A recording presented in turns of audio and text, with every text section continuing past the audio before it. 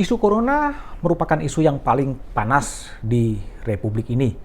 Sebuah hasil jajak pendapat yang dilakukan oleh Litbang Kompas yang terbit Senin ini menunjukkan bahwa 52,7% responden khawatir dengan isu corona. Bahkan 15,7% menyatakan sangat khawatir. Yang menganggap tidak khawatir angkanya 31%.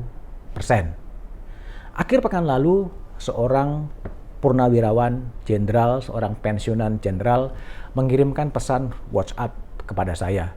Dalam pesan itu, sang jenderal mengirimkan tautan sebuah portal berita. Isinya adalah mengutip seorang petinggi negeri yang mengatakan bahwa bangsa ini akan membuat sertifikat bebas corona. Sang jenderal ketawa ketika mengirimkan pesan itu kepada saya. Dia mengatakan, "Mbak Ulah, jangan aneh-aneh. Corona itu tidak khawatir dengan sertifikat. Jangan bikin pikiran-pikiran nyeleneh, tapi ikuti saja standar dari WHO." Itu adalah pesan seorang jenderal purnawirawan yang dikirimkan kepada saya. Bangsa ini memang tergagap-gagap ketika corona datang. Mungkin bangsa ini sebenarnya tidak ingin corona itu datang. Sehingga dalam percakapan-percakapan mengatakan ketika corona belum masuk ke Indonesia, ada ungkapan ini berkat doa. Ya, berkat doa corona takut masuk ke Indonesia. Tapi ada juga yang mengatakan, masuk gimana? Perizinannya susah, nggak bisa masuk. Nah, itu kan juga joke-joke yang kemudian menunjukkan bahwa bangsa ini sebenarnya denial, tidak ingin corona itu masuk. Tapi setelah Presiden Jokowi mengumumkan ada 2 warga negara Indonesia yang terinfeksi corona, kemudian panik yang terjadi. Masker-masker diborong, rumah-rumah pasien yang terinfeksi corona dipasangi garis polisi. Media datang menceritakan nama pasien diumbar, foto pasien diumbar. Itu semua karena tidak ada kepemimpinan informasi, information leadership, sesuatu yang sangat penting. Kemudian media disalahkan. Media dianggap sebagai penyebar ketakutan. Tapi media kan hanya melaporkan apa yang dikatakan oleh otoritas.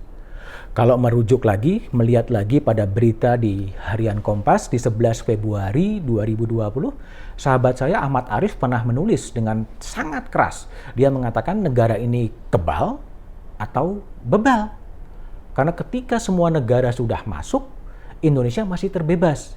Dia mengutip Dirjen WHO Tedros Adhanom mengatakan negara yang berasumsi tak akan kena virus corona adalah kesalahan fatal karena corona itu tak menghormati perbatasan. Dan terbukti 2 Maret Presiden Jokowi mengumumkan bahwa ada 2 pasien yang kemudian terkena corona. Kepanikan terjadi. Screenshot dari Dirjen WHO yang mengatakan bahwa musuh terbesar bukan soal virus tapi ketakutan, rumor, dan hoax kemudian disebarkan untuk meredam kepanikan di publik. Presiden Jokowi pun kemudian membuat video mengutip kata-kata dari Dirjen WHO ditambah gotong royong. Musuh terbesar kita saat ini adalah bukan virus itu sendiri, tapi rasa cemas, rasa panik, rasa ketakutan, dan berita-berita hoax serta rumor. Kita sebenarnya harus yakin dengan fakta, informasi, solidaritas bersama, dan gotong royong. Itulah yang untuk meredam kepanikan publik. Syukur pemerintah belajar dari pengalaman, kemudian melakukan perbaikan-perbaikan. Protokol-protokol dibuat. Ada protokol soal komunikasi, protokol soal kesehatan, protokol soal ruangan publik, protokol soal pendidikan. Itu sesuatu yang bagus. Karena memang informasi itu menjadi penting. Tapi kita juga harus yakin bahwa ada kepanikan, tetapi juga ada harapan. Banyak pasien-pasien orang yang terkena corona bisa sembuh loh, bisa sembuh. Itu yang harus dilihat. Bahkan tingkat kematiannya lebih kecil daripada TBC, bahkan sekarang ada demam berdarah. Sehingga harus ada harapan bahwa corona itu bisa disembuhkan. Kembali lagi kepada sejarah bangsa ini, sejarah pemerintahan bangsa ini. Bukan sekarang bangsa ini terkena wabah. Tahun 2006 ada wabah flu burung. Presiden SBY pada waktu itu membuat Perpres nomor 7 2006. Dia menugaskan Menko Kesra untuk mengendalikan dan mengambil langkah-langkah untuk mengatasi flu burung pada waktu itu. Informasinya, perintahnya tegas, ada yang bertanggung jawab. Presiden Jokowi bukan diam saja. Tapi Presiden Jokowi juga sudah membuat instruksi Presiden nomor 4 tahun 2019. Ada 23 perintah yang ditujukan kepada Presiden Jokowi kepada para menteri-menterinya. Para menteri, kepala badan, gubernur, semuanya diberikan perintah.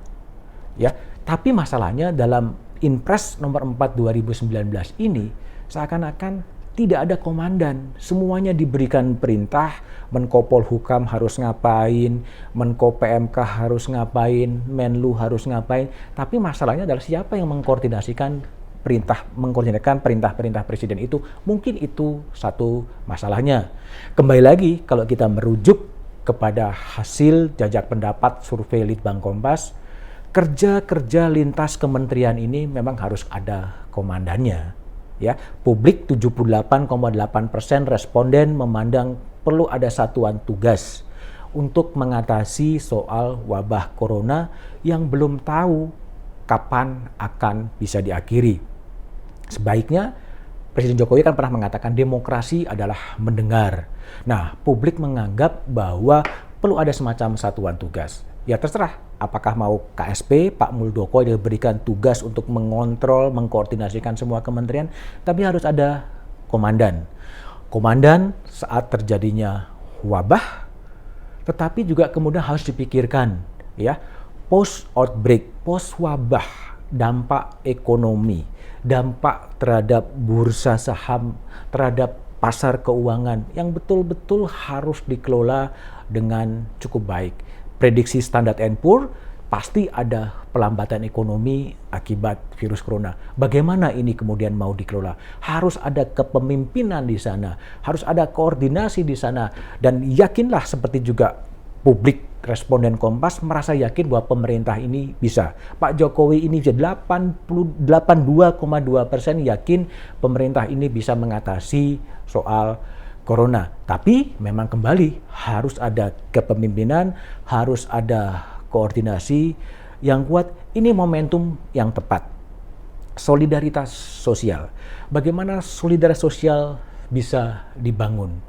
Ini ruang bagi para civil society untuk menggalang solidaritas sosial. Saatnya mengetuk hati kepada para pengusaha, kepada para dermawan, janganlah mengambil keuntungan di situasi yang tidak menguntungkan.